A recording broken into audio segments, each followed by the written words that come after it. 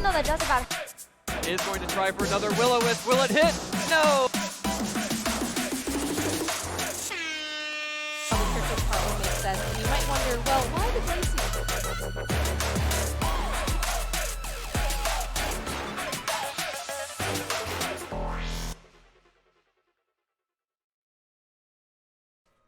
Good evening, trainers, and welcome to another episode of Silph Sports, your source for everything competitive Pokemon related right here on Geeklife Live. My name is the Dodd from New Rockstars. The first time I get to say that, I'm really excited to do so. The streamer you need, but not the one you deserve. And I am joined today by BD Stan and Pokefan Echo Rose. How are you doing today, Echo? Doing pretty good. Can't seem to decide what size I want to be, but other than that, I'm hanging in there. It's all good. It's all good. Skype sometimes decides we're different sizes, dependent upon how well it can decide to do those ratios. But hopefully, it'll stabilize here a little bit sooner, and then we'll get that all figured out. So.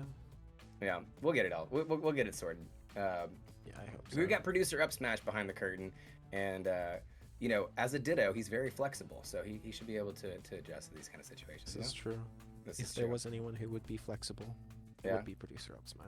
Yeah. Are you doing okay over there, producer Up Smash? Hi. Yeah, I'm doing okay. Echo just found out how to use the word, how to use the move minimize, and is just showing us about how many times you can use it. Just having a good time. It does have 32 PP, so you guys might be in for a long time. Yeah, get ready, boys. All right, I'm just gonna fade right back in. Yeah, you can tell the evasiveness is certainly being risen right now because we're avoiding the topic for sure. That's true. That's very true. How have you been? Just before we get too far though, like how's life been for you? What content have you been consuming lately? I've been doing well. Haven't had a whole lot of time for consuming content. If anything, I've been playing a little bit of Series 12, but that's really it. Yeah. Yeah, got a lot going on. I'm moving soon, so I'm excited about that. How about yourself, Nice. I've had a lot going on. Obviously, I've got a new job working over with New Rockstars with a amazing crew that I'm super duper excited to hopefully talk about more stuff in the future.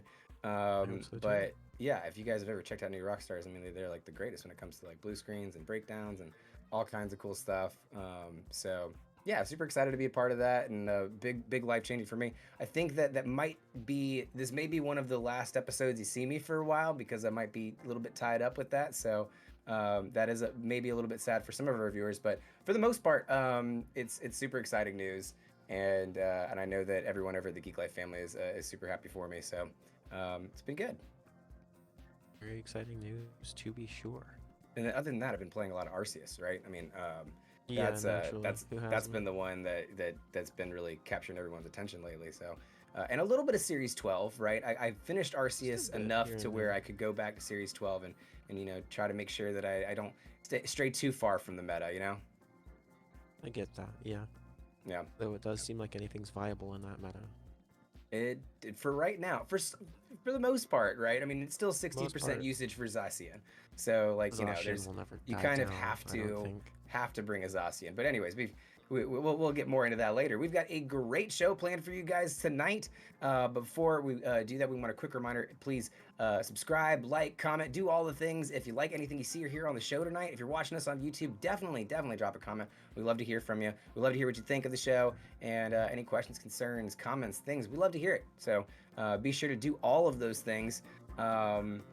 But with that out of the way, what's on the agenda for tonight, Echo? I've got a great one for you guys tonight. First, we're going to take a look at the Pokemon trading card game open beta that's going on in Canada. Exciting news for you TCG fans, I'm sure. And after that, some speculation on the Unite character reveal coming out tomorrow. And finally, the return of Play Pokemon, which is exciting, seeing those IRL events coming back to real life. Our mod segment will be a look at the best of one format and how it differs from the tournament standard. Finish out the night with our showcase match of the night and our top 5 plays for the week.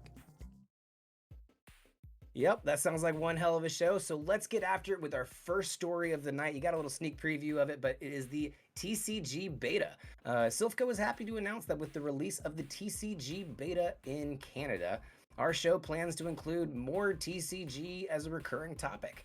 So if you're interested in TCG, be sure to tune into Silphco for all things Pokemon. The TCG is being the TCG Live is being released in Canada for testing, and it's exciting to see it picking up some traction. TCG has been popular for many years now, with many opting to invest in the collecting card game, but its competitive scene, may actually get a chance to expand further once the beta concludes. So be sure to definitely stay tuned for more updates. Echo, do you know anything about how this beta has been going? Have people been enjoying the new platform at all? Do they like it better than what we've had previously? I know that the last form, I think it was just TCG Online, was really buggy, wasn't it? TCG Online, I've played a little bit.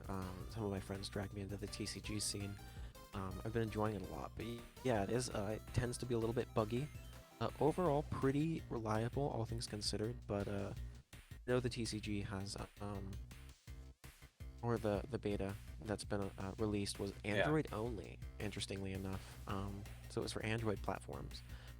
And I remember seeing that it had a couple million downloads, so we can only wait with bated breath to see what sort of things the open beta might bring to light. Yeah, for sure.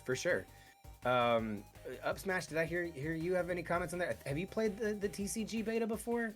Well, I've had my fair share of TCG online ever since around Black and White, and that the cracks are definitely there. It's really good that they're gonna have a fresh coat of paint.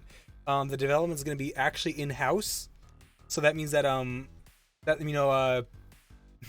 means that you'll have the ruling of the TCG Live actually taking place in actual games, making it so that it's doing a lot of work there. Also, one thing I'm very interested in is getting rid of the trading card, the tradings of the trading cards, and adding in a crafting system, which is I think it was I'm assuming is gonna be like a modern card games like Hearthstone, where that you can just or you can just scrap some things and then actually get the cards that you want instead of paying 30 packs for one card. And this was something that was well overdue, right? I mean, the TCG Online kind of format was really becoming outdated, right? Yeah, it was like I think it's like 11, 12 years old, something like that. Yeah. So yeah, this is a long time coming. But yeah, overall, I'm very excited for this. Yeah, it seems to be there's a lot of good reason to be excited about it, and and we, again, here at Silphco, we want to cover more TCG news. And so hopefully this will give us a chance to cover some more, and maybe even get some for the highlighted clips of the week, right? We've got something we can stream now, something we can watch this on Twitch. Hopefully something that means that hopefully that means that it's something we can clip and something we can share here, right? Very true. If Ideally. you have any TCG clips, send them in. We'd be more than happy to react to them. Send them our way. Now, moving right along, we got only a few stories tonight.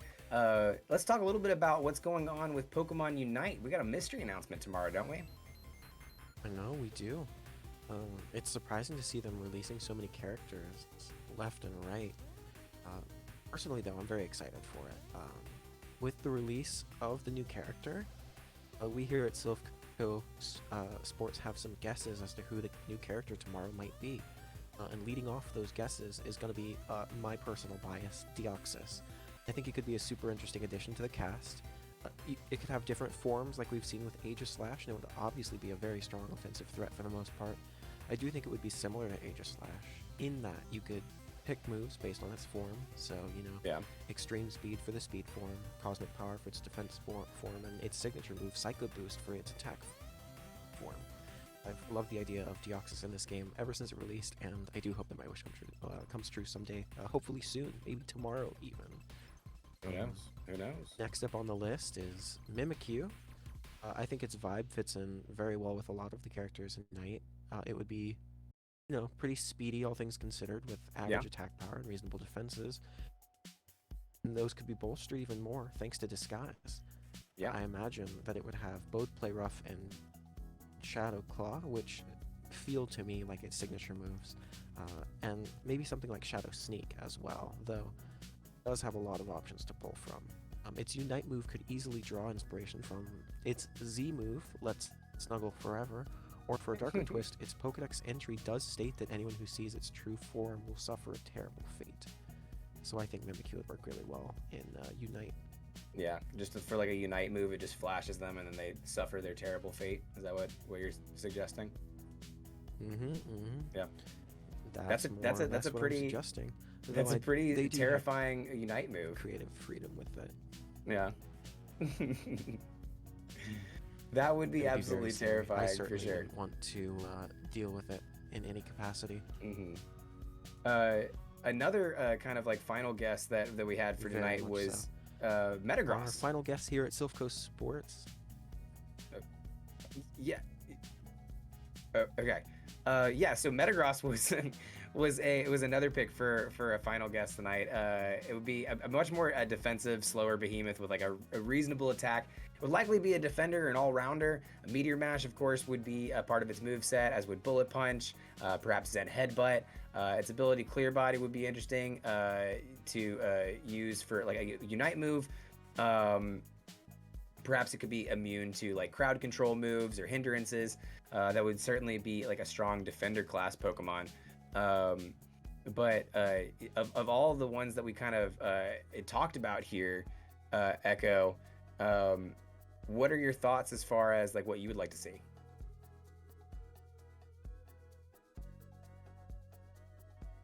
Did we lose Echo's audio? Possibly.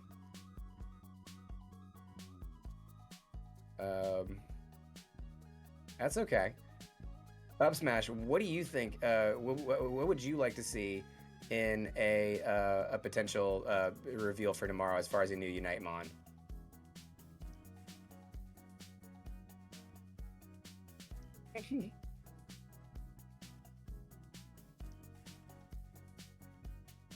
Yeah.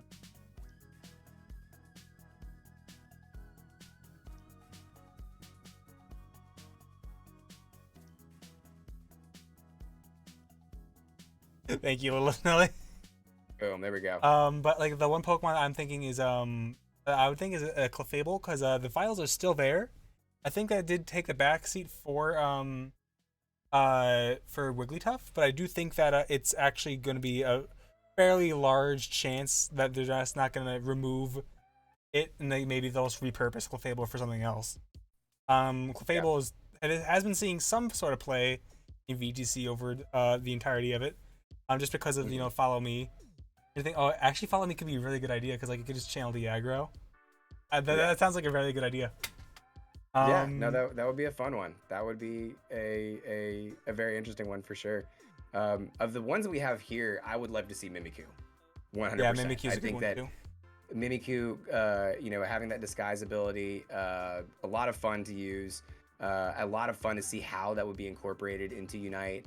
And then, I like the idea of having a really small Mon about Pikachu's size that has good reach. Like you'd think of the big shadow claws kind of like coming out of it.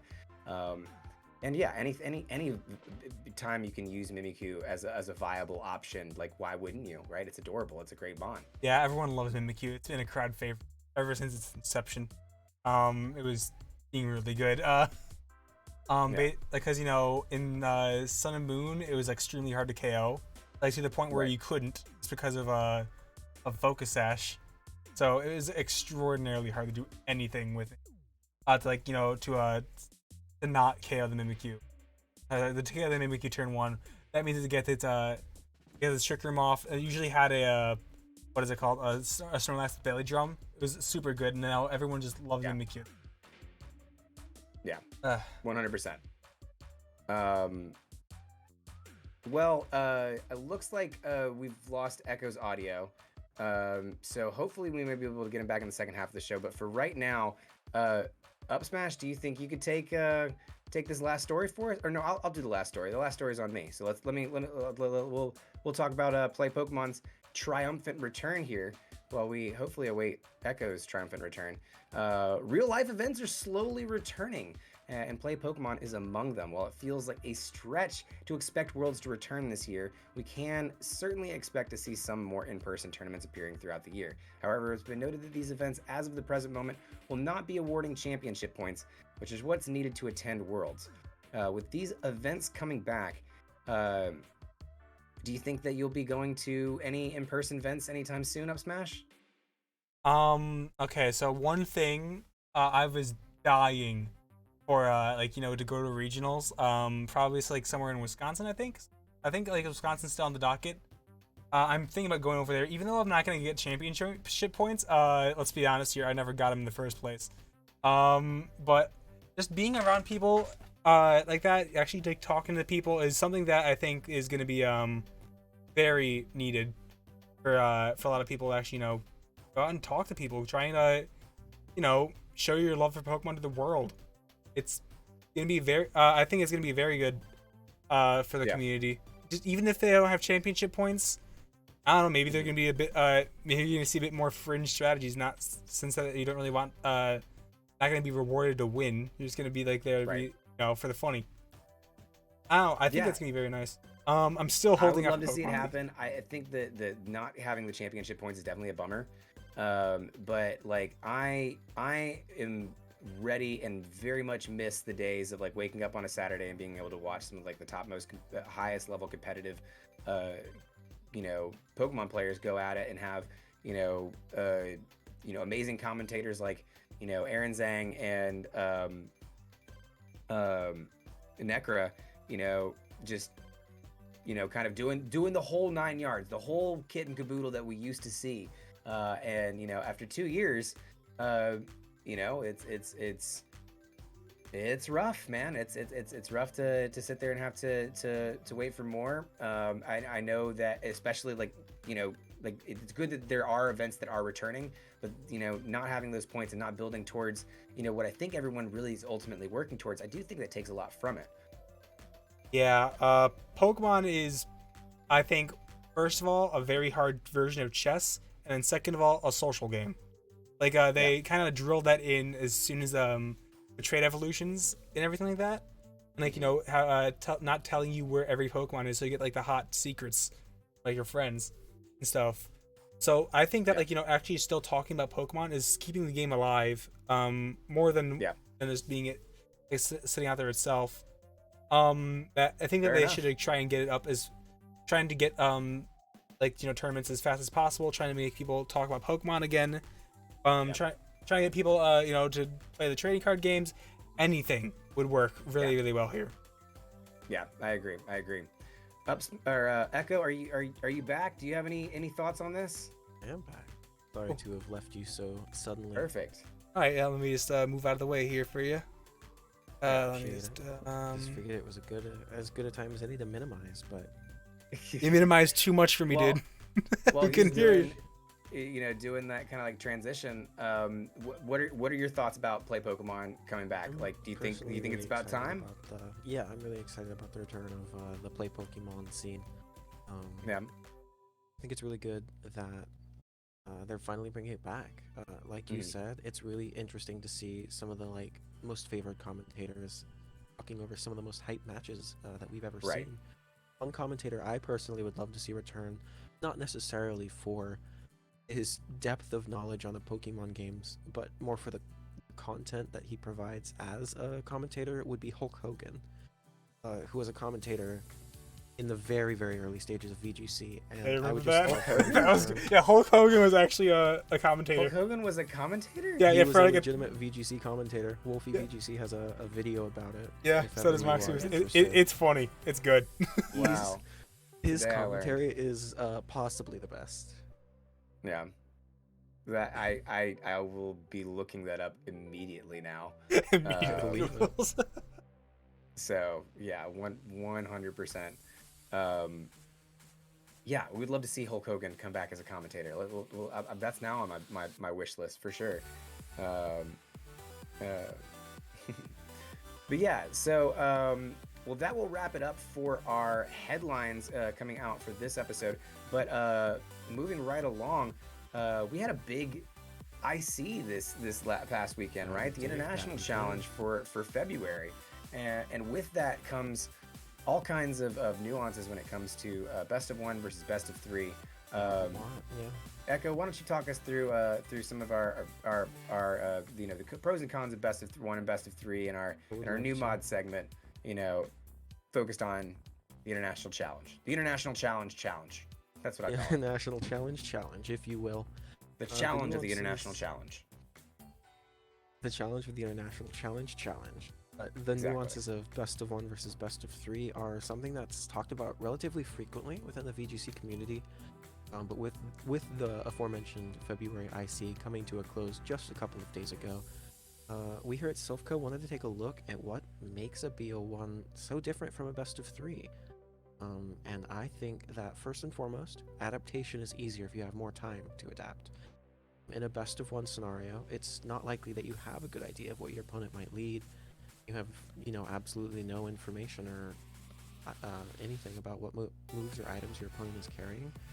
If you see Tornogre, for example, on lead in a best of one, and they max Tornadus and use max Darkness to increase the power of their partner's water spout, that's not an option that's common enough to, you know, really cross your mind when you see that lead. You expect a Tailwind. You don't Right. expect the max Tornadus, so if you attempt to fake out the Tornadus, that fake out is just completely wasted. Yeah. Or if you see a Whimsicott in a best of one, that's a Pokemon I hate to see in a best of one format. Mm-hmm. You have no clue You if don't it's know what eject Whimsicott's gonna button. do. Yeah. I think the biggest worry is always eject button for me. Yeah. I never want to max It's in such a front of it. consequential decision. It's so big to just lose your max without Yeah. having done anything with it at that point, because it is a best of one and not a best of three. You don't have any time to, you know, adapt to that. And the best of three, you have the second and potentially the third game to make adjustments and come back. In best of one, if they get you with the eject button cheese, you don't get your Dynamax back. That's just something you have to live with for the rest of that game. There's also one of mine that's like a pet peeve is Choice Scarf Regieleki. Yeah. There was a point where I set up a Tailwind next to my partner Pokemon, and Aleki still outsped and killed my partner Pokemon anyway. It's Yeah. just, and Thundurus can either be Defiant or Prankster. There's just so much to think about. Once you've gotten a better idea of their team, it's much easier to adapt to how I you guess want one to of the play. biggest things when it talks about a best of one is how consequential the decisions that you make are, right? When you're Huge. building a best of three team, it really needs to be able to be flexible and be able to work through different kinds of things. But you can build a best of one team that is pure gimmick and just Yeah, you bet on absolutely can. everybody not knowing your gimmick, especially in a big tournament like an IC. Especially like before eject button was super popular, before that was a tech that everybody knew about and that most people like think about. Yeah. If you saw a Whimsicott, you'd be like, oh cool, Tailwind, and then Right. you wouldn't even give a second thought to it, and then you lose your Dynamax. So yeah, any sort of cheese that people don't expect. A Dynamax Porygon 2 is one that I've lost to before they get the special attack download boost. They max and use Dynamax Bulk plus, you know, that double HP with the Yeah. Eviolite boosting its defenses, and then you've got +1 stab, max hyper beams, just blowing things up left and right. It's a lot. There can be That a is a lot of lot. things that you just don't expect. Yeah. Littlest Nelly in chat fart. That's how I feel about best of ones. Yeah, For real. For real. it's just hard to adapt. It Yeah. really is. And moving along from the point that it's difficult to adapt, a lot of best of three tournaments are open team sheets. So even if you're Yeah. just seeing your opponent's team for the first time, like on lead on that turn one, you'll still know exactly what moves and items you can expect. You aren't going to be caught off guard by that, you know, ally switch Cinderace or Alolan Marowak for some reason. That, like, why do you have that on your Pokemon? Anyway, if you see it in a best of three open team sheets, you know exactly what to expect. And I think that open team sheets requires more skill to win because you are able to account for every option. Right. Instead of, you know, staring at that Metagross and saying, hey, does that have ally switch? Yeah. Um, Yeah. a lot of hate on ally switch. It was not the intention, just couldn't think of a better example. I mean, there is a lot of hate on Ally Switch, but I I think know that there is. and like, but Ally Switch is one of those, like probably the most one that takes advantage of best of ones, Right, the lack right? of information in a And I best of feel one like benefits in Ally best of Switch. 3 formats, like I feel like if you have a complaint with Ally Switch, then you have a complaint with literally tricky moves. Yeah, just any move Because like that in general. right, because like you can get gimmicked with it in a best of one, and then you can be like, ah, well, that's a cheese move, whatever. You know, I can give you a little bit of credibility there. But if you're in a best of 3 and you see Ally Switch 1, you know that that's there, right? And it does change the game. I love moves that Really do that does. change your decision process. Because once you see Ally Switch, your opponent now moves have to- differently, right? You have to take move that into differently. You have to bet with consideration every time. every move. And so, you know, I think that again, people that have problems with Ally Switch in best of ones, I can understand a little bit. People that have problems with it in the best of 3, get good, son. You know, like that's it. That is very true. You're absolutely right. Yeah. Last but not least, if you lose a mind game or 50-50 in a best of one, like that, you know, eject button that we mentioned earlier, or if their Scarf Regieleki outspeeds your Pokemon in Tailwind and KOs it regardless, you won't be able to adapt or come back from a setback like that. You know, like I mentioned, you have that second and potentially third game in a best of 3, but in best of 1, you just don't have the ability to come back from that. You lose your Dynamax, you lose an important Pokemon. That's just on for the remainder of that game. Yeah, choking a game in a best of 3 doesn't automatically mean that you lose the best of 3, but it definitely can mean that you automatically lose the best of 1. Grades are a lot easier to make when the pressure of immediate repercussions aren't weighing so heavily. And it's a double-edged sword too, right? Because if you get momentum in a best of 3 tournament, that usually means that you built a good team and that you're using it really, really well. If you get momentum in a best of 1 tournament, you really don't know. You might have just gotten lucky. You might have just gotten a good roll. You know, you might have just had your cheese work on some people. Exactly. But like it's harder to really sit down and determine, you know, how well your team is really performing and how good and how strong the team really is, even when you're doing good in a best of 1. So with that kind of said, why do you think we see these international challenges continue to be best of 1 format? Really don't know. I feel like the international challenges, or even like the lead-ins to something like Players Cup, I feel like those should gravitate more towards a best of 3 format than running like a an event like they do, the 3-day event with 15 matches per day. That 15 matches can take the whole day if it's a best of 3, because best of 3s can last anywhere from like 20 minutes to an hour and 20 minutes. So I think that like the international challenges are in a best of 1 format for your convenience, really, so that you're able to play as many games as you want and stop whenever, instead of committing to a best of 3 and having something maybe come up mid-set. It certainly gives you more of a flexibility. Do you think that in any way the best of 1 format takes away from what the international challenge is supposed to be? I do think it takes away a little bit from what the international challenge is supposed to be, but I also think that best of 1 is a place where we see a lot of innovation, right? Like in a best of 3, if someone has trick eject button, you don't expect that to work consistently, but you can see how potent it is in something like a best of 1 format. You get to see a lot of new strategies evolve, and obviously there are some gimmicks that are, extremely powerful. We see Groudon Venusaur, Groudon Charizard very often, and Colossal is a great example of a gimmick that's extremely powerful even when you know what to expect, because those things command respect. You have to respect it. If you don't, then it's really just throw on your part in a lot of capacities. So it's very One of the things, did you play in the IC this weekend? I did not. You didn't I was get your informed about it late. shiny Articuno? No, I didn't get the shiny Articuno. That's it's not all good. Right. I know. Well, I should have entered, but you did play in at least one way, which is I used a team that you helped me build. Yes, I played a little bit on Thursday night, like right after 7, so like right when the whole thing started. Right when it started, right. And I went through just 15 matches there so I could make sure that I got the Articuno. And I think I ended up ranking like somewhere in like the 1700s or something like that. Good stuff. You know, not great stuff, but good stuff. I definitely saw a lot of people in this IC that were shiny hunters that just Yeah. literally put a team together and just like didn't care if they won or lost. Like there were some things. They just, they just There wanted were- to flex there- their shinies, right? Yeah, there was one person that did a team of just all the Galarian birds and Urshifu, but just that, like only 4 Just Pokemon, those 4. Nope. just those 4, you know. And so you know that they were just doing it for the bird. Right, they were just Um, doing it for the bird. There are some people like that for sure, and I think that their potential issue with having the ICs in a BO1 format is it might attract like a lot of newer or more casual players, and when I've been there, right? You have friends Right. who are more of casual players, and they say, "Hey, do you want to play?" And you're like, "Sure, I do VGC," and they're like, "Cool, doubles seem like they could be fun. I'll fight you."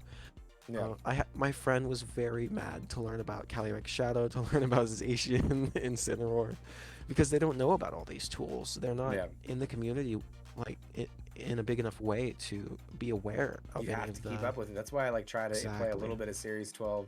Like I played through RC, it's like, all right, I got to go back to Series 12 just a little bit because like I haven't played in a while, and if you haven't played in a while, it's like a muscle, you know, especially with how the You have meta to use changes it and switches so much. Yeah, the meta changes so constantly. Yeah.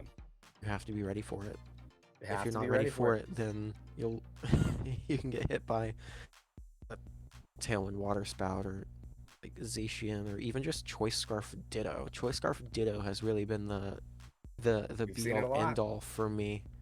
Yeah, It's the thing I've been struggling the most with on the showdown ladder, which I think is interesting. But Yeah. you have your +2/+2/+2 Xerneas, and then it's being outsped because their Ditto has a Choice Scarf for. What do you think about Zacian's a Choice Scarf? scary one. Choice Scarf Ditto, our resident Ditto. What do you think? I don't know how to say this.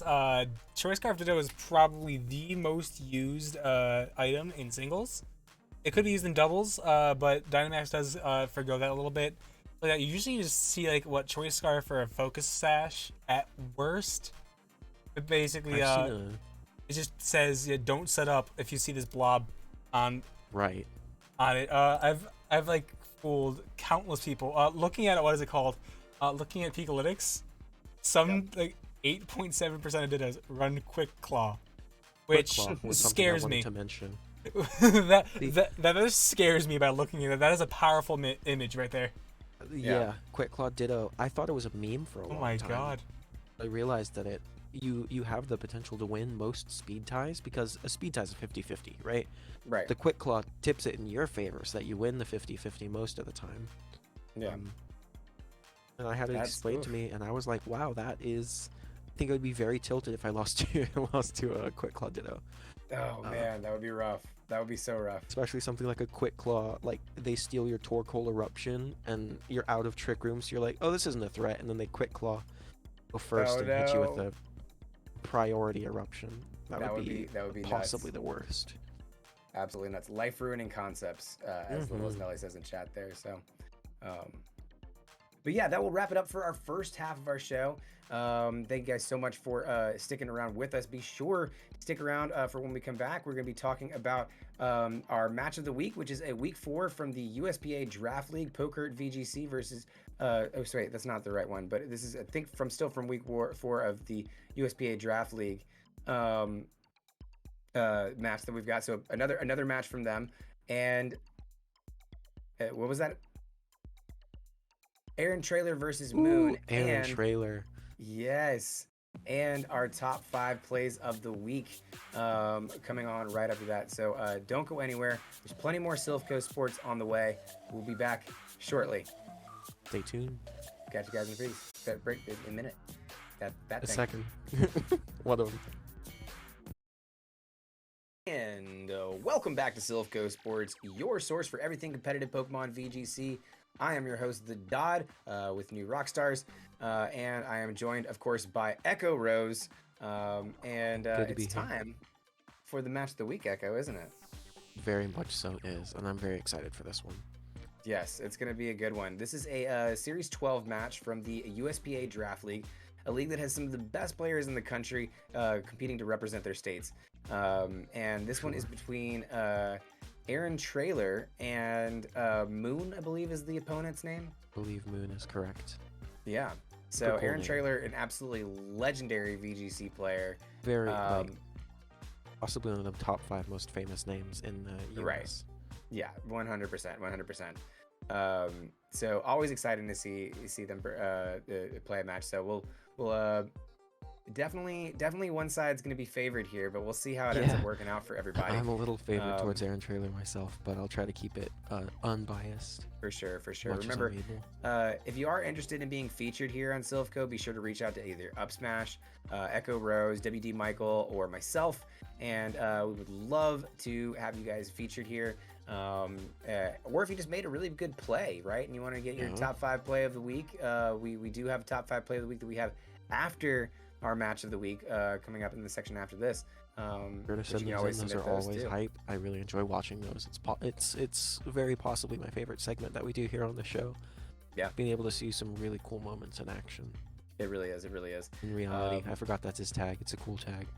Yeah, and if you want to be able to, even have a more direct hotline into submitting those clips, join our Discord. You can. There's a big link to that below in our bio.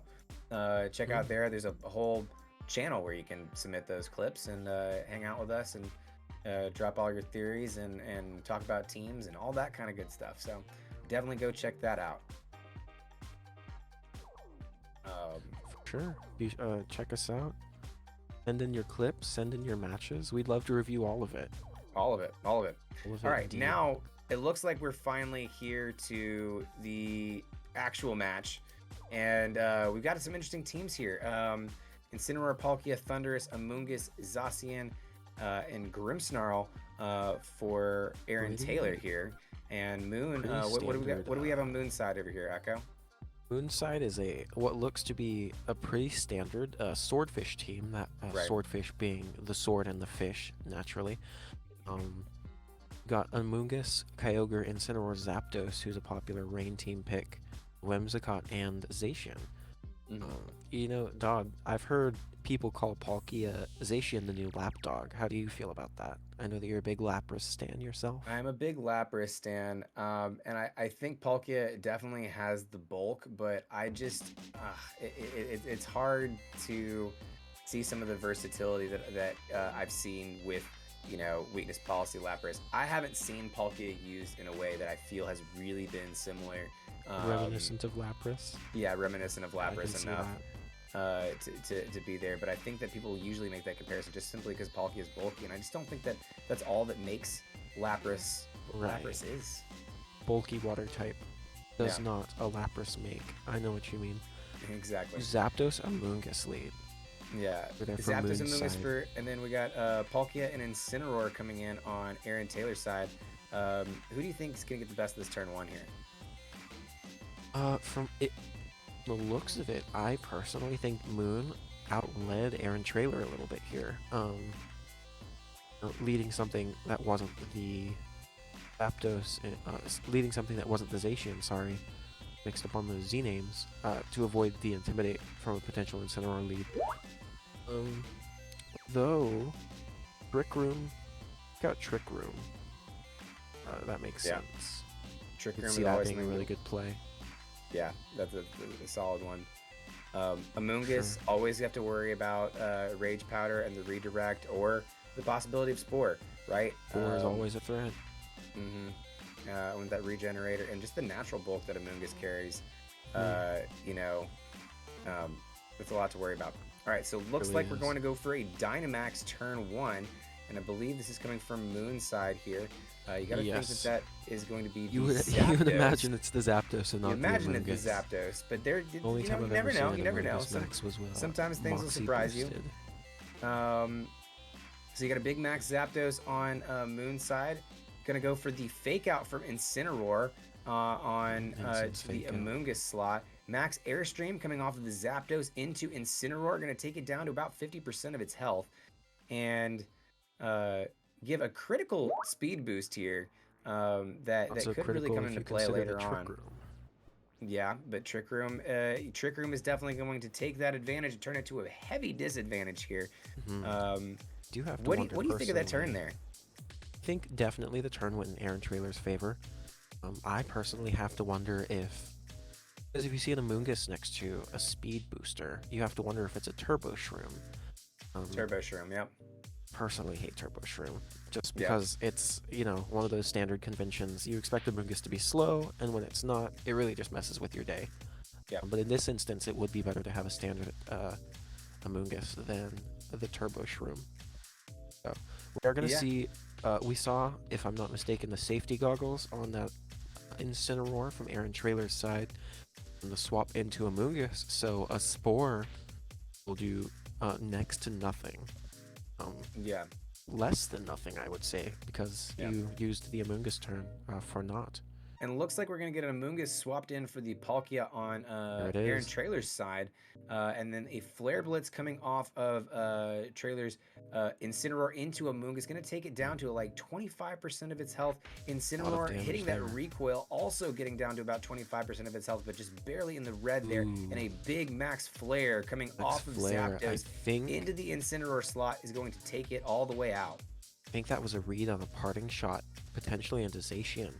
To try and take you know, a resisted max airstream, but not work out quite that way. So yeah, you definitely don't want that to happen. It's definitely not something you like to see happen, that's for sure. Bit of a bad situation here for Aaron Trailer, just because your two Pokemon that were immune to that Spore, the Amoonguss and the Incineroar, one of them's down, so you send something out and now your own Trick Room working against you. You can Spore their Zapdos, but if they Spore your Pokemon as well, then you're sort of just in a Spore stalemate. So, very, very true. Very true. Now, in this position, though, with Zapdos in the max, you know, Trick Room is not going to end before the Zapdos comes down. And Aaron Trailer still has the Dynamax in the back. Who do you feel necessarily has the momentum right now? I feel like losing the Incineroar puts the momentum a little bit in Moon's favor. Unless something can be done about that Amoonguss, or maybe the speed order is reversed again.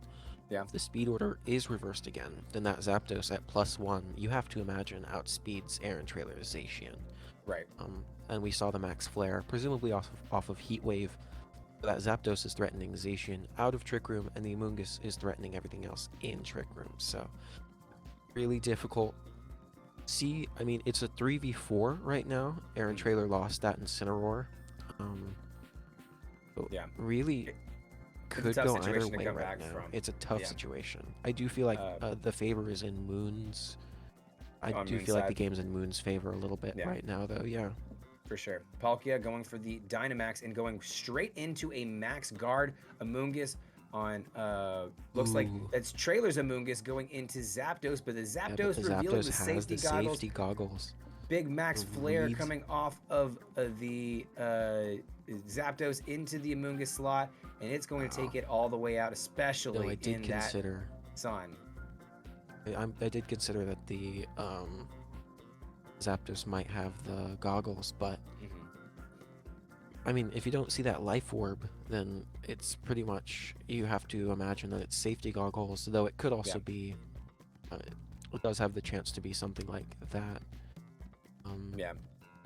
A critical reveal, though, here, especially like we talked about this earlier with those best of ones, best of three scenarios, you know, revealing that safety goggles there, you know, that is kind of, it only works once, right? Yeah.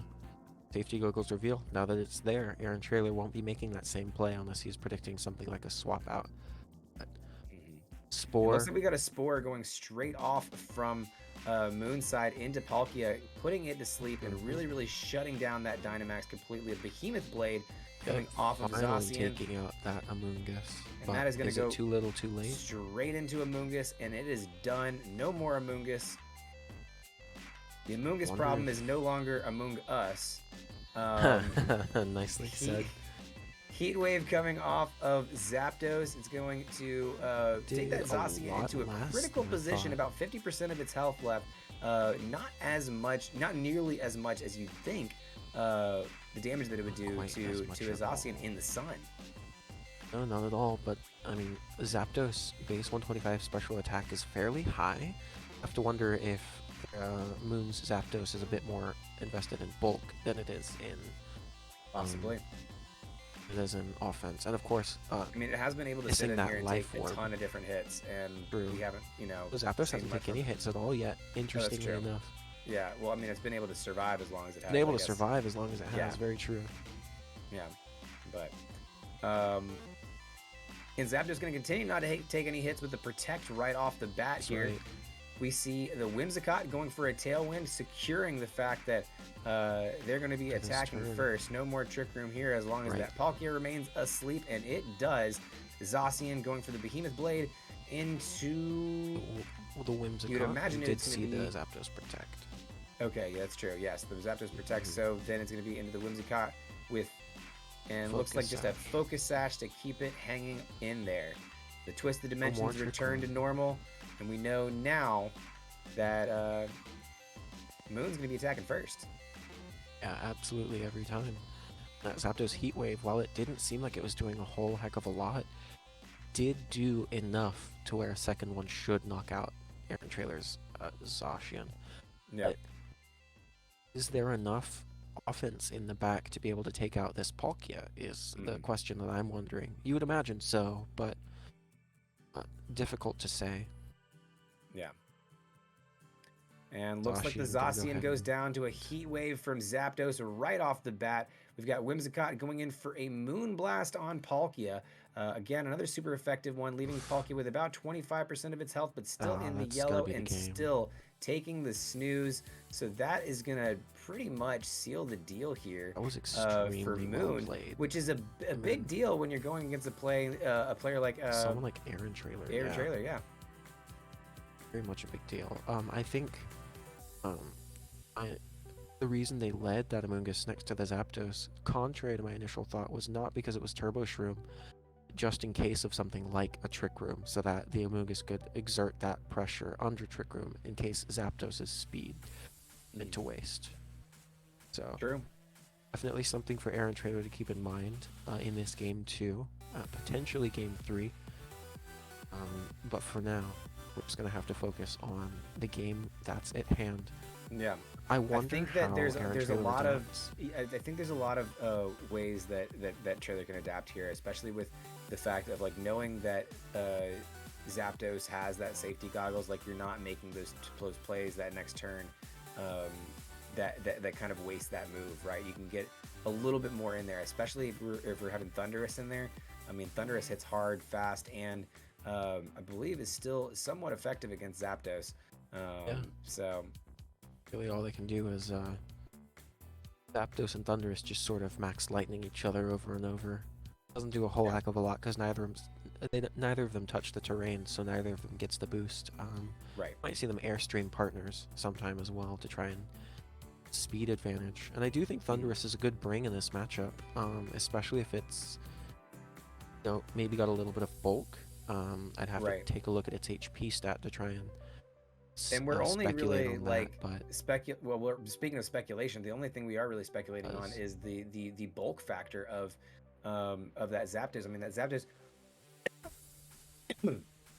excuse me, didn't really get touched last match, right? no, it didn't. I don't think it took a But single hit. we know that it was doing at least felt like less damage than it normally does. Is that It does just feel because like it was doing it less didn't- damage.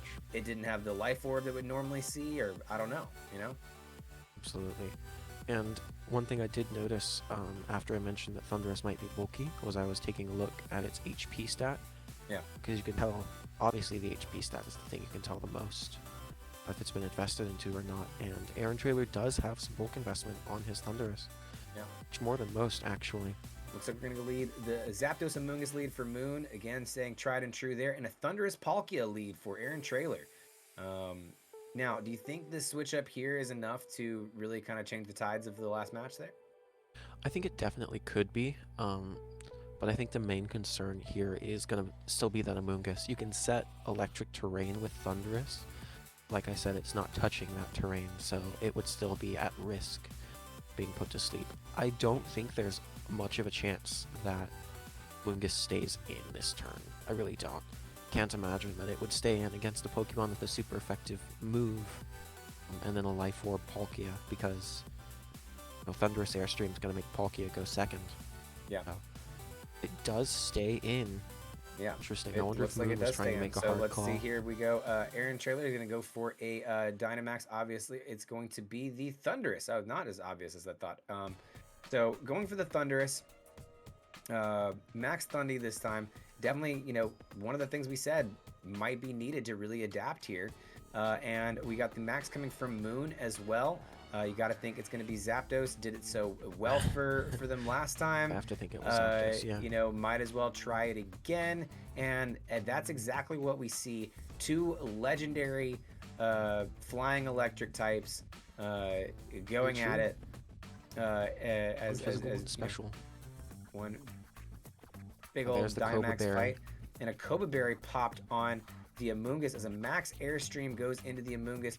Does Did about much less than I much thought much less. Yeah, just keeping it about 60% of its health in the match there. And then we see gonna be enough. a speed boost going from Palkia, and that is going to be a spatial rend coming off of Palkia into the Amoonguss slot, and that is enough to It take is enough to it pick out. up the KO. All right. I was worried about that. I wasn't sure Yeah. if it was enough. And Something I believe that we I got a did max think was airstream interesting. coming off of Mhm. Zapdos into Thunderous, doing- and just barely doing any chisel damage on it. Zapdos that losing possibly out on can. that life orb, Thunderous being Assault Vest, the move being resisted. There are a lot of factors as to why that did very little damage, but at the end of the day, it was like no damage. Yeah, that was just for the speed boost. It really was just for the speed boost. I don't know why he didn't airstream, I don't know why they didn't just airstream into Palkia. That seems like there would have been more damage potential there. I than feel into like the that last Thunderous. turn was a very, very vital turn for this match. I think that Amoonguss did so much for Amoonguss Moon did a lot last of match, work. and So losing much it pressure. right in that first turn. I mean, yeah, you got Whimsicott coming in here, and you could definitely try to set up a Tailwind, see what you can do from there. But you've already lost a really good solid turn of Dynamax, and you lost a Moongus, so that's rough. You did. It is rough. You hate to see it. One thing that I think is interesting is that Thunderous is carrying Max Darkness. So there is a possible combination here of Thunderous using Max Darkness into something like a Palkia Spatial Rend. Spatial Rend does have that higher chance to crit. Imagine a Life Orb Palkia Spatial Rend crit while you're -1 special defense. I don't think many things would like taking that at all. Not at all. Not at all. It's a really interesting set to move on Thunderous. You see a lot of versatility with Thunderous. I know that you're a big proponent of I do like Thunderous. Thunderous. Right when we got access to those restricted Pokemon, I actually made the call that something like that Assault Vest Thunderous would be a lot, very utilized. Is that a crit? I feel like that might be a crit. It might be a crit. We see There a it is. Tailwind come off of Whimsicott and a Max Airstream going off of the Zapdos and a critting into the Palkia, and the Palkia goes down because of generally it. fairly bulky. That's why I figured The if that was Max a critical hit. Airstream going off of Thunderous into Whimsicott. Now, you got to think you're going to be a +2. I mean, I guess Zapdos has got to win it because either you're +2 plus Tailwind. Right. So He's you at full this point speed pretty much +2, have to. Yeah, at this point, you pretty much have to just do Speed War. It is essentially a speed war at this point, and if you can get that Whimsicott out of the way and stall out the Tailwind, Thunderous is going to outspeed Zapdos even if they're both at +3, thanks to Thunderous's higher base speed. 111 as compared to Zapdos at 100. And there you go. Zacian Zacian coming very slow Yeah. compared to all the other things on the field at the moment. Right now, well, even when you got a Tailwind and then +2 speed on both sides there, it's hard to beat it. So Very true. Zacian's definitely going to be attacking last here in this Absolutely scenario. I feel like you've got to protect here. You really have to, because there's what I feel like is a very obvious Max Flare into that slot, Yeah. possibly into Thunderous, but I think it's a lot more likely be I think into that if you can you protect here, you max Airstream into Whimsicott or whoever really. yeah. And because this is the last turn of Dynamax anyhow, and give Zacian a little bit more of a speed boost, and then hopefully get Thunderous to where he's faster. That might be it. So yep, boom, and that's what True. we see. Protect. coming off of Zacian. Whimsicott going in with a Ooh, charm. Charm. That's interesting. That is a very, very critical one. Max, Max Lightning coming off opting of not to set Zapdos. up. Oh, wow. Is that a crit again? Very interesting. But Wow. Days- Zapdos getting 2 for 3 critical hits, Double looking crits. like he's holding a scope lens instead of the safety King's Rock goggles. or something. I don't know. What is it? No. We got a Max Airstream coming off of Thundurus into Whimsicott. We'll take it out of its focus sash. And now Thundurus is possibly the fastest thing on the field. I don't think it's the fastest thing on the field just because Tailwind doubles speed. It's +3 versus +2 and doubled speed. Once Tailwind wears off, it will certainly be the fastest thing on the field. For now, I think Zapdos still outspeeds it. Though I do think Thundurus outspeeds that opposing Zacian, which is something interesting to note. Yes, that is going to be interesting to see how this all comes together. Of course, Zapdos and Thundurus max at the same time, so they're both going to go down at the same time here. Who's got the momentum at this point? I feel like there's a lot of momentum that Aaron Trailer has, surprisingly. It's because so the turn order currently is Zapdos, Thundurus, Aaron Trailer's Zacian because it's +1. Yeah. It's the opposing Zacian because they're still Tailwind. But yeah, Oh, that's it's right. It's very complicated. It's very complicated right now. So the momentum is a little all over the place. Once Tailwind wears off, the favor will be very much in Aaron Trailer's favor, but the difficulty there is making it to that point. So yeah. Rising Voltage. That's such a cool move on Zapdos. Oh, that's a lot of Rising damage. Voltage, and it does a pretty good chunk. And Wild Charge going into the opposing Zacian from Aaron Trailer's side. And Zacian getting the Behemoth Blade off on, and it looks like it's going to be Thundurus. Not what I expected. I thought that they would target down Zacian, personally. You would think. And then Zacian getting a Play Rough off on Zapdos, bringing it down to just a sliver of health. And So close to now being you KO'd. have an Amoonguss. Now, you can't do Amoonguss any enters the spores. Well, I mean, you know that Zapdos has there's no spores, the safety goggles too. So that's another critical position to be in. You pretty much have to survive a heat wave. Zapdos would have to miss a heat wave for this turn to go the way that Aaron Trailer is hoping. Rage Powder would really have to be miss a heat wave. You'd have to use Rage Powder. Or Aaron Trailer is going for is letting Tailwind expire. That's actually a good play. I like that play a lot. Because this is the last turn of the opponent's Zacian Tailwind has a +1 and at least for the faster than opposing the other Zacian. Zacian. So that's And then your win con is a lot easier if your opponent misses that heat wave. So yeah, that is true. We see the Zacian going for Protect on Aaron Trailer's side, and we see Amoonguss also going for the double Protect, securing that turn. side. Heat wave off of Zapdos, again, doesn't matter, and the Behemoth Blade also not mattering, going into the Amoonguss, and the Tailwind is out, meaning that the turn order is now Zapdos, Aaron Trailer Zacian, Zacian, Amoonguss. right. Very difficult to keep track of, all things considered. But here is the crucial moment. We have to see if this Zapdos hits a heat wave, or if it predicts. And that heat wave's got a KO Zacian too when it does hit. So there is. I know it was doing about 50% last game, but it's not impossible that there's a damage roll where Zacian could survive. I think it's highly unlikely. Right. Definitely. I mean, Zapdos could also crit. It's been critting like an Urshifu, truly, this game.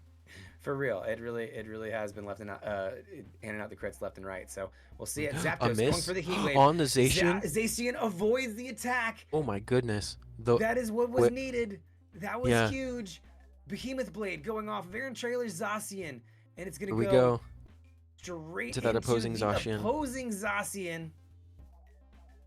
Picking up the KO. Wow. And that picks up the KO. You know that they say You know what is it? There's Is a that will, there's a way. an energy but ball? That's An crazy. energy ball coming off the Amoonguss into the Zapdos. That's and that enough will to pick do it up. for Aaron Trailer pulling out a W here in Wow. Game 2. What a match. Echo, what do you think about that? Was crazy. I knew that Aaron Trailer won if Moon missed that heat wave. But like, heat wave is 90% accurate, and hoping for it to miss one specific mon instead of the other, that's a 1% chance for it to miss and to miss the Pokemon that you wanted it to miss. So really, if you know your win con, ladies and gentlemen, always play to it, because Always there's play to never it. the game is not over until it's over. Right. If you got a double protect and they've got one turn of Tailwind left, you've got a way. So we'll see how this Can only shakes out in imagine. match 3. You know, once you're able to kind of understand how they were using Zapdos, it makes it, you know, a little bit easier to kind of deconstruct their strategy. Sure. Zapdos, very crucial to their strategy. If that Zapdos goes down early, they lose their speed control, and that really can just derail their plan Right. very, very quickly. 100%. 100%. But yeah, interested to see how match 3 turns out, and how these Amoongus's are used, right? We've seen a lot of Yeah, Amoongus's you're right. this match. There's a lot of Amoongus Very among right. us. A lot of Amoonguss Among Us as it were, and I have to come clean. I think that Aaron Trailer might have had that last game in the bag regardless. I forgot that the first heat wave rolls we saw into Aaron Trailer's Zacian were in the sun. I forgot that Zapdos didn't set the sun in the last game. So you're very true. right in that those damage rolls, because the sun is a 50% boost, I think Zacian lives a majority of those damage rolls. I hadn't realized, but you're right. You would have had to like really pile on those heat waves. You would have been hitting a couple from a couple of turns ago. For sure. That rising voltage did a lot though. And if I think is interesting is if Moon had made a crazy read and expected no rage powder, rising voltage wins the game. Yeah. But it loses if there is a rage powder, and now a more offensive lead. Yeah, Moon's definitely side. more offensive lead. You see a Zapdos Zacian lead for Moon, and the winning lead for Aaron Trailer over here, Palkia and Thunderous. Again, I even after seeing Aaron Trailer use, I don't agree with the comparisons to Palkia as pretty Lapras much substitute. Lapras 2.0. I mean, you're not setting. Like, Palkia is defensive, but you're not really setting the defensive buffs for the rest of the team like you are with Lapras. True. And like Yeah, Lapras kind of plays, agree. Lapras plays a role in like helping out the rest of the team, so that if there's a situation where Lapras doesn't get any damage off, it can still be useful and it can still be the thing that helps you win the game. Because of And I just don't think Palkia is bringing that. Agree. Yeah. Though I do think that Aaron Trailer had a very interesting game plan before he went back on it. He was going to max Palkia and switch Thunderous into Incineroar. I guess we'll see if that was a good play. Yeah. Very, very fast, locking in And that move with 0 seconds left on the timer. Yeah, we see the switch into Incineroar for Palkia, getting off an Intimidate on Zacian and getting it off on, of course, Zapdos. Not really mattering that much on Really Zapdos. And then a big No. Dynamax again. It's got to be Zapdos because you got Zacian on the other side. But again, You know what this Zapdos been working means. pretty well for Moon. Might as well keep that strategy going strong. Aaron Trailer timed out. Thunderous isn't going to max. That's what this means. He didn't get his no. move in time. Thunderous is not going to No. Dynamax here. Zacian goes for the That could be Protect. huge. And we see Wild a charge. wild charge off of Thunderous into Zacian. Yeah, that doesn't seem like something that it would have been processed. But Airstream into the Airstream. Palkia slot? No, into Thunderous, Into taking much more damage Thunderous. than it would have. Now, Yeah. Thunderous outsped by that +1 Zapdos. Yep. Ooh, you hate to see it. You hate to see Timer it happen. It really is interesting putting a though that damper it on still those ends up plans. taking a good chunk of that. I mean, it only took like maybe 25% of its health, still sitting there healthily in the green. I mean, it's Agreed. it's not the ideal circumstance, but you could still Definitely not. max Thunderous if You you could wanted still to. pull it out, but I think that a Zacian Behemoth Blade plus Zapdos Max Lightning would take out Thunderous, or put it low Yeah. enough that its Dynamax would be over almost Yep. as soon as it began. Yeah. I don't personally agree with maxing Thunderous here, Yeah. but it looks like Aaron Trailer's sticking to his original game plan. Gotta respect Yeah. him for that. There is the max from Thunderous. That's what we see happen. Exactly. Thunderous going for the max here from Aaron Trailer. Thunderous isn't a again, dive ball. Yeah, it's Thunderous and a dive ball, which is a really interesting pick. for Very Thunderous. interesting. It does match color-wise. Never thought about Yeah. it. Yeah, it is. It's good pick here. Sorry about that. Big Max Thunderous. So we're seeing the same maxes we saw in the last game that worked out really well for Aaron Trailer. Fake out going into Zacian from Incineroar. And then a Big Max Airstream headed off into the Incineroar slot, leaving it with This about time into the Incineroar. 30% of its health left, but still sitting healthily in the yellow. Max Airstream headed off into Thunderous, and it's going to go right to the Zacian slot. Really not doing too much damage, but Zacian whole really lot. able to eat up those Max Airstreams. But yeah, it's obviously a speed war. We've seen these many times before. Who do you think is getting the best of it? Moon is getting the better end of the deal as it stands right now, just because he does have the speed advantage. Aaron Trailer would be in the lead had he managed to get off that Max Airstream, but was not even half a second off, just like ever so slightly too slow in making his decision, and that Thunderous didn't max and lost the crucial speed war. So now Aaron Trailer trying to claw back some momentum. I can't imagine that Thunderous ends this turn with anything more than red HP at the best. And we know that it doesn't have the option to protect thanks to that Assault Vest item that it is carrying. So Gotcha. Yeah, no, for sure. Zacian going in for a protect. And Max Lightning going into Incineroar to finish it off, setting up that electric terrain. We know it's got rising voltage. We've seen it used before. So definitely kind of, again, setting up for a critical end game here. And we see the Max Airstream coming off of Thunderous. And taking advantage of the fact that Zapdos is allowing it to get at least one up on it in that speed war. Thunderous does outspeed that Zapdos now, but I don't know that it outspeeds the opposing Zacian, and that is still very much a problem. Yeah. Aaron Trailer trying to decide which of his two Pokemon he wants to throw out into the face of adversity here. I think that the opposing Zacian is not carrying Play Rough, that Palkia is almost always the better option, but Zacian makes a lot more sense. Though I do fear the double up into the Zacian on Aaron Trailer's side being enough to pick up a KO. Yeah. So that is a scary thing to think about. It is possible, but now, the benefit of not Dynamaxing that turn is allowing Aaron Trailer to have, an extra turn of Dynamax while, Moon's got just the regular Mons on their side of the field. Do you think that that's going to be enough to maybe tip the scales? Actually, I think it really comes down to how this turn plays out, because I think that one way or another Moon gets a KO here. Who he gets a KO on could be game defining. Do you take out the Zacian, or do you take out the Thunderous? And I think that really depends on who they have in the back. If you protect Max Airstream here, you can catch up that other Zacian's speed boost. It's true. And maybe at least make it into. Was he on the field? Is he already at +1 right now? I think their Zacian is at +2, unfortunately. Yeah, we'll see. So it would still outspeed.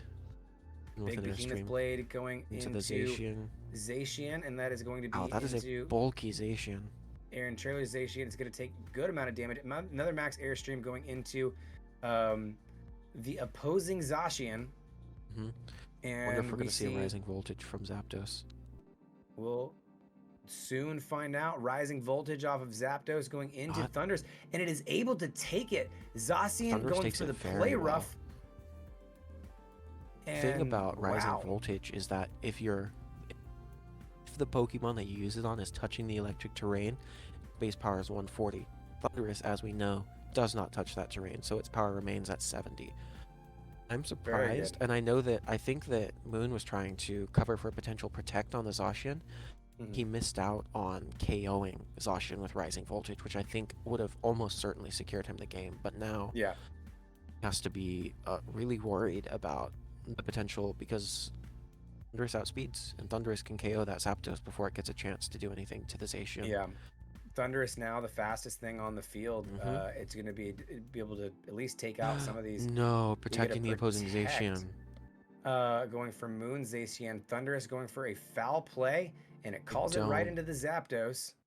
Unnecessary crit. A little bit of Yeah. BM, some disrespect by Aaron Trailer's Thunderous. I think that not using Behemoth Blade on Moon's side was a bit of a throw.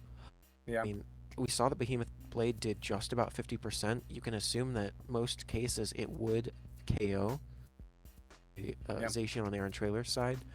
Perhaps Aaron Trailer And just now waiting for... you're in a situation where you've got just Whimsicott Zacian as your kind of end game here, and like normally that's not a bad end game, but it's going to be a tough situation to get out of it because you're eventually very difficult for sure. You know, if Thunderous with the ability to possibly take out Zacian because you have to choose one or the other. You can only attack one.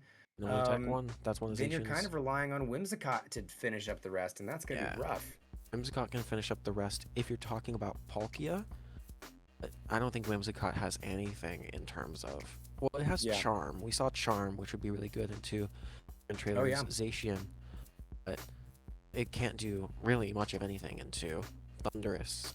It could take out Palkia, but it struggles with the two Pokemon that are currently on the field. So we're going to see this Behemoth Blade. Keep in mind, this Zacian at neutral, not at +1.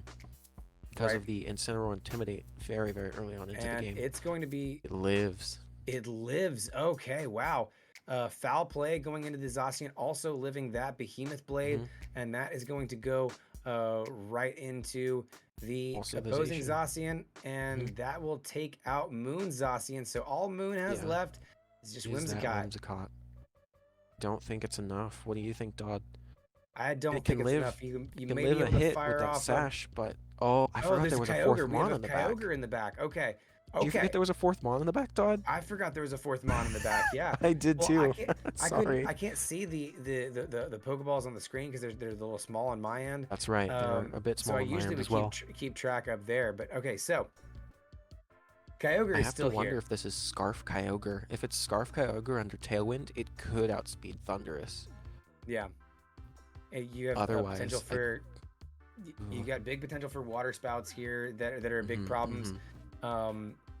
Yeah, Thunderous going in for a wild charge on Kyogre though. I don't know, especially on electric terrain. I mean, I agree with the play. I think you need to take the Kyogre out as quickly as possible. If that Kyogre is not Scarf, you definitely outspeed it with your Thunderous. Not so much with Zacian, but if it's not Scarf, we could see something like a Kyogre Protect and a Moonblast into the Thunderous to try and take it out. And I might be a little bit prophetic here. See that it's not Scarf Kyogre. Wild charge going into the protected Kyogre. Moonblast. There we go. The Moonblast into the Thunderous trying to take it out. Not enough thanks to that Assault Vest. Big Behemoth Blade going off, and it's got to be going into the Whimsicott because of the protect on Kyogre. I'm going to take it all the way down to its sash because we know Whimsicott does not like... does not like those steel moves, that's for sure. And... yeah, I mean, it's still... Can Kyogre wrap this up? See, I think that the issue here is that Whimsicott is needed to deal with Palkia, right? Because Kyogre can't deal all that well with Palkia. Whimsicott can't deal with either of these Pokemon on the field, so I think your best bet is Thunderous uses Wild Charge. You just have to take the Wild Charge with your Kyogre. Yeah. If you use something like Origin Pulse, you probably outspeed Zacian. We might even see something like Helping Hand on Whimsicott to try and help Kyogre pick up those KOs. And if both Kyogre and Whimsicott live this turn, and it really comes down to like what moves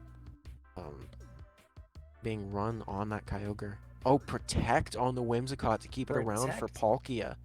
Protect. That's on not the a move Whimsicott. you see so we've often. Got a Wild Charge going into Kyogre Thunderous. does live. Kyogre lives with just a sliver of health. Origin Pulse misses one of damage. Oh, it And misses the Zacian. It misses the Zacian. Thunderous with just a tiny bit of 2 health HP. left is going to take it out for sure. But, Definitely. oh, Behemoth Blade definitely a critical miss with to that the Origin Pulse. Whimsicott. Okay. The crucial miss on the Origin Pulse, not quite as impactful as we might have previously thought, because the Zacian targeted down the Whimsicott, trying to give Yeah. Palkia a safe entry. But Interesting. to no avail, unfortunately. To no avail. Now you've I got a Whimsicott think with that- 1 HP, Kyogre with just a sliver, and Palkia I think it's in fully Moon's stacked. favor. Is that a crazy thing to say? I Or do no, think I that's think a crazy Palkia thing to wins. say. I think Palkia wins just barely. I think Palkia wins with the tiniest bit of HP You remaining. may be able to get off possibly a Thunder here from Kyogre. That might be able to, There might be the take way out to the go, but then Palkia. Zacian's still an issue. And then Zacian's still an issue. You know, you have to think in Tailwind, do you have enough to possibly get an attack off? And do you have enough with damage that you can do with Moonblast to possibly take out the Zacian? That's what I would be worried about. Very good question. It could go either way. I think part of it comes down to whether or not this, Oh, it looks like we see the Kyogre Zacian is going able for to take it Protect. out. There's the Moonblast. Moonblast going into Palkia. A lot That's of going to damage take it there. down below And a double 50% into the Thunder, Palkia. Does this and KO? that takes it into Palkia, so Does that takes KO. Palkia all the way out. Now you have a situation where Ow. you've got Moonblast and you've got Kyogre, but Moonblast the and Tailwind Kyogre. now out. Yeah, but there's no out here. You can Tailwind, and we saw the Thunder. Thunder doesn't miss. I get the win con would be something like a misclick and click Origin Pulse and miss again, or you protect till the rain is gone so that they no longer have a perfectly accurate Thunder. That would be my personal opinion. Also, See the no Behemoth Blade Tailwind. well, yeah, that's interesting. Behemoth Blade going off of the Whimsicott, and Kyogre still sitting there with just a sliver of health. Thunder, There it is. which Is this does enough to not pick up the miss KO? in the rain.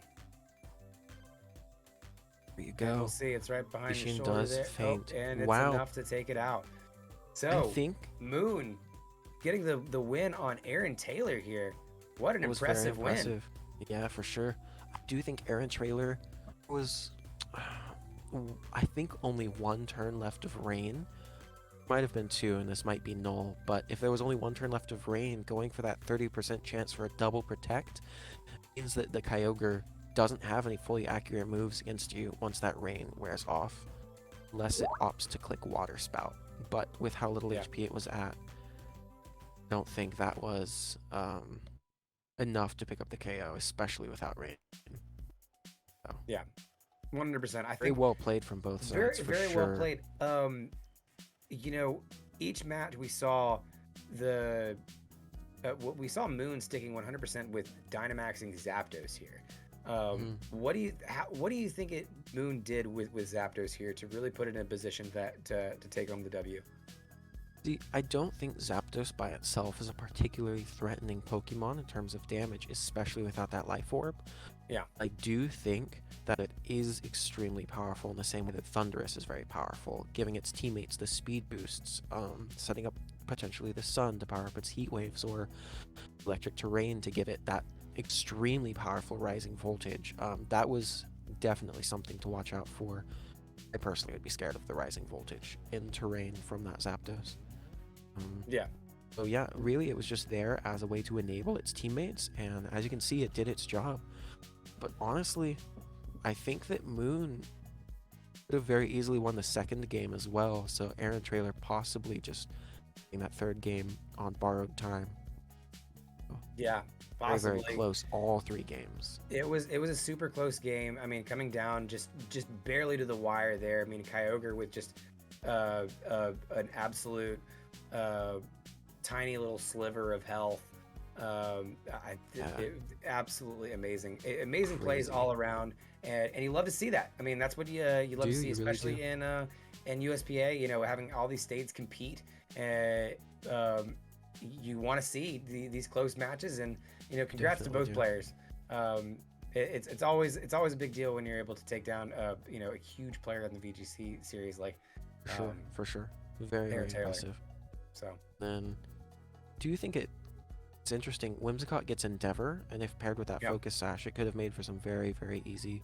I know KOs a friend to of pick up. ours that used to use Endeavor Whimsicott, Endeavor I do Focus too. Sash Whimsicott. I very much do. And that is it's a very chaotic combo. Truly. But it is Very, very it is, scary. It is very, very terrifying. Anyways, that will do it for our match of the week, and that leaves us for our favorite section of the week, which is our top 5 plays of the week. 5 plays of the week. Let's get it started with our first clip of it. Up smash, roll it. You're rolling. All right, and this is coming from Mana-chan on Twitter. An impeccable showing of teamwork here in Unite, pulling a Cinderace hit, focusing on one opposing play at a time, picking off the first base of the bottom lane. Really just absolutely wrecking house here, and you can see just why Cinderace remains an S-tier mon here, powerful. right? The fact that it's so strong and it's a ranged Pokemon as opposed to being melee, so it can like pseudo camp. It's Yeah. fast enough to run away from a lot of other Pokemon in the format. It's such an interesting Pokemon. Right. There's not really one like it in Unite Just- other than it. So Absolutely picking these out one by one. you do notice 5 KOs from Cinderace as well. Cinderace Yeah. gets all 5. Boom, And then Pikachu as the final victim. boom. very 5 KO impressive. Streak. Very, Yeah, very see, you impressive. see that Cinderace, first victim there is strong. the I can't even see that. Is it a Gengar? Yeah, it's a Gengar. And then yeah, it's hard to see because they so Charizard quickly. goes Charizard down. goes down next. Slowbro is the next Slowbro, victim. Alolan, Vulpix, and then Slowbros Alolan are not Ninetales. easy to just eat up like that. No, they are That's- not. They're chunky boys. Lucario, And then sorry, Lucario. not Alolan Ninetales. Lucario thought it wanted some. It did not want some. And then Pikachu over here wanted some. It also did not. want Honestly, some. like I get why people run down to try and help their teammates, but if you see a situation like this, just leave. Really. Yeah. I don't know why you thought that you'd have a different outcome than anyone else on your team. So Yeah. extremely impressive from Mana-chan. Extremely impressive, Very and that's impressive. why it comes in at number 5. Now we got a clip from Neil VGC coming in at number 4 here. What we got, Echo? All right, looks like Neil VGC returning from a streaming hiatus. Looking to, oh, that's a big Groudon. Does it Grassy Glide into the Groudon? Does that KO? Looks like. We gotta Yeah. figure it out. Yeah. Rillaboom. Oh, yeah, that is enough. +2 Grassy Terrain, Grassy Glide, enough to take out Dynamax Groudon. It's really impressive. Yveltal, the Dynamax target, you would expect to be the real threat here, but that was not the case, it seemed. So, Yeah, you love to see it. Big sword love stance. to see it for sure. A little bit of misdirection there. Yeah, and really taking Rillaboom in as kind of the heavy hitter now. Mhm. On the other side, you're sitting there thinking like, oh man, does it KO? Yeah, you does have it to be KO? thinking about it. And Wouldn't even be surprised if it was a roll. right, but if you really think about it for a while, it absolutely KOs, right? Yeah, Like, definitely it's got, KO. Like you got- stab, you get grassy that terrain, +2, you +2. get the grassy terrain. Super it- effective stab. Yeah. It might even be holding like the Miracle Seed for the extra 1.2%. Oh yeah. Oh yeah. So yeah, I really think that KOs. Definitely it does every time. Absolutely. Rillaboom really showing why it's such a strong, such a potent threat in this format. And why it still remains in Pikalytics, I think it within like definitely the top 10. Yeah. Yeah, possibly even top 5, but definitely top 10. Yep. 100%.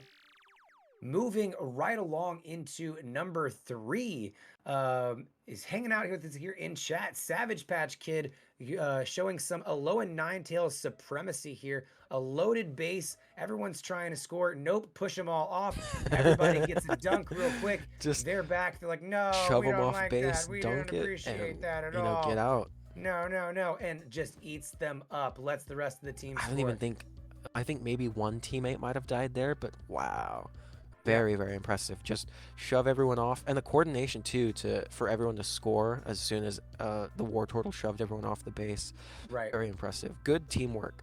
This Very team. good teamwork all around, and just absolutely eating up these final 2 KOs here, because now everybody else on the team is getting a chance to score. Yep, everyone else getting a chance to score. You know, it's funny. You usually see Savage Patch Kid running the Wigglytuff here, but actually running beside a Wigglytuff. And not really known to be a big Ninetales player, but actually coming out here and really wrecking some work. Really and showing, yeah. Got some viability, right? For sure. And if you notice at the beginning, I think it's funny that this Wigglytuff with its score shield just sits on base and scores. Yeah. 100%. 100%. Didn't even need the team assist. It can do it. Didn't even need the team assist. Didn't the even Decidueye need at the bottom helping out too. It's really a lot of great teamwork in this clip. I think, moving on to number 2. Our very own WD Michael turning out some wild RNG over on Twitch, protecting his Calyrex and his Groudon to avoid an attack by the opposing trainer, only to have his Precipice Blades absolutely obliterate the opposing Groudon and Torkoal. So, looking forward to seeing that. Right now, definitely, I wonder if it's like a Trick Room scenario, waiting for a Trick Room to wear off, or... I mean, I would it's imagine. definitely a scary position you'd be in here. You know, Groudon's on either side. Everyone can hit Precipice Blades. You got always Shadow Rider is always something to worry about. Shadow Rider, big threat. But yeah, that Trick Room setup there, really setting up big protect, and then the Precipice Blades coming off here. Torkoal got and that paralyzed. is going to, Torkoal getting the paralysis and taking that Precipice Groudon Blades, missing absolutely the rock clearing the field. Ooh, or wide. Both the opponents, Groudon and Torkoal, missed the memo. They were both overslept. The paralysis on the Torkoal and the miss on the rock slide, crazy. Because if either one of those had hit, I don't think the rock slide KOs, right? It's a rock type move into a ground type, but that flinch chance is always there.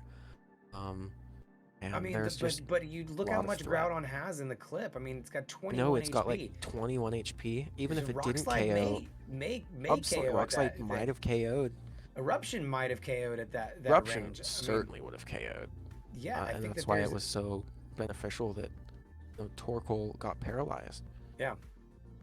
And again, you see that protect going off there, the paralysis showing, it's got to definitely be a Trick Room scenario.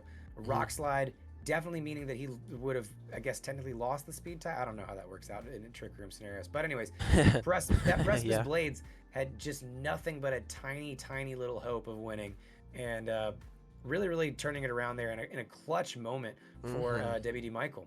And again, reiterating from earlier tonight, ladies and gentlemen, if you know your win con, please go for your win con. Play to Game your is not win over con. until it's over. 100%. If your win con is, my opponent gets paralyzed, misses their move on both my Pokemon, and I hit my 85% accurate Precipice Blades on both their Pokemon, that's not a lot of hope to cling to, but that's a win con. Play to it, because it's not impossible like you've seen multiple times tonight. Right. Now, the number 1 clip of the week it doesn't typically go to a defender in Unite, but Zeke the Floofy Fox on Twitter has managed to do this not once but twice. You knew him for the greeted plays. Now watch as he absolutely crushes it with this self-healing hipster Slowbro, defending the base from his own until his own squad shows up and makes the big push down lane that they absolutely need. He really was just chilling there, keeping them all occupied until the rest of his team showed up. Lucario does sneak a score there for sure. You think I'm locked in here with you? You're locked in here with me scenario. Really just very well said. Absolutely did it. And then just like Avengers assemble in the background. Like cue really Mjolnir. Hear the music. Yeah, just everybody like going in all at once. I mean, still some points scored here, but for the amount of attack and the pressure that's on there, and for Slowbro to be able to hold it off like that, just hats off to Zeke the Floofy Fox. Yeah, extremely impressive. Very well done, Zeke. Freaking G's, as Savage GG's in chat there. But as you can tell by my voice almost running out, we have reached the end of the show. That will do it for us today, guys. Thank you guys so much for tuning in to yet another episode of Silph Coast Sports. Really appreciate it. Big shout out to Savage Patch Kid, That Spicy Dino, Littlest Nelly, my Porygon 2, and everyone else who's tiny everyone little, else who've been hanging out with us, chilling with us. Tiny little emojis are walking across the bottom of the screen. Yeah, who are just walking out, hanging out with us. Quarleen Henzel, thank you. If you remember, guys, if you like anything you see here on the show tonight, you can find us on Twitch, Twitter, YouTube, TikTok, all right. those things. And you can find me shortly at New Rockstars. Go check out New Rockstars on YouTube. That's right. Go check out New Rockstars for sure. If you are watching us on YouTube, though, be sure to leave a comment, like, subscribe, do all the things. You get even more content. We love to hear from you guys. If you want even more than that, you can join our Discord. There should be links to that on our YouTube page and our Twitch page, all over the place. It's easy to find our Discord. Go find our Discord. Not that far away at all. If you want to find more of me, you can find me on Twitch, Twitter, and TikTok at Roos Bane. Echo, where can they find you? I am on Twitter at echo_rose and on Instagram as echo-rose with a Z because with an S was taken on Instagram. Reasons unknown. And finally, a big shout out to the strange pink blob man behind the curtain, producer Up Blob, Smash. who is on the job, producer The Up blob on the Smash. job. That's what I'm going to say from now on. The blob Yeah. on the job. A brilliant moment Yes. of word association, the blob on the job. The resident blob on the job, producer Up Smash. You can That's find right. his content in the description on YouTube or right here in chat if you're chilling with us live here on Twitch. And that's it. Yeah. You got anything else, Echo? Blob on the job. Sorry, I'm stuck on that now. No, I think that is everything from us here tonight. If it's your birthday, happy birthday. Yeah, I think that's all from us here tonight. Very much so. Thank you guys so much for tuning in. Thank you, Up Smash, for producing everything. Thank you, Echo, for hanging out with me. Echo for hanging out with me. Dodd. Sorry, this way. Yeah, that And Get it we'll right. see you guys next time. Peace. Peace out. See you guys next time.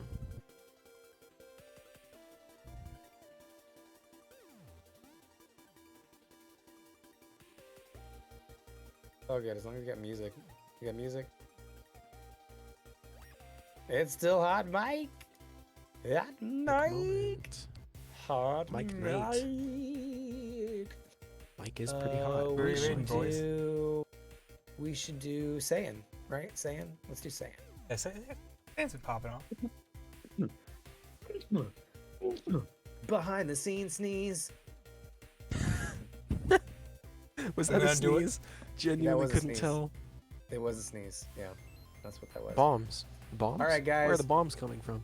We're gonna go say hi to Saiyan Bush Senior. They're playing some Unite. Tell them they should have submitted some clips for the week. Yeah, We tell would them love to to submit see clips. them and hang out with them. And we love hanging out with you. And you guys are wonderful and awesome Guys and are amazing. great. And we'll see you guys next time. Thank you guys so much for tuning in. Thank you. Bye-bye. Thank you, guys.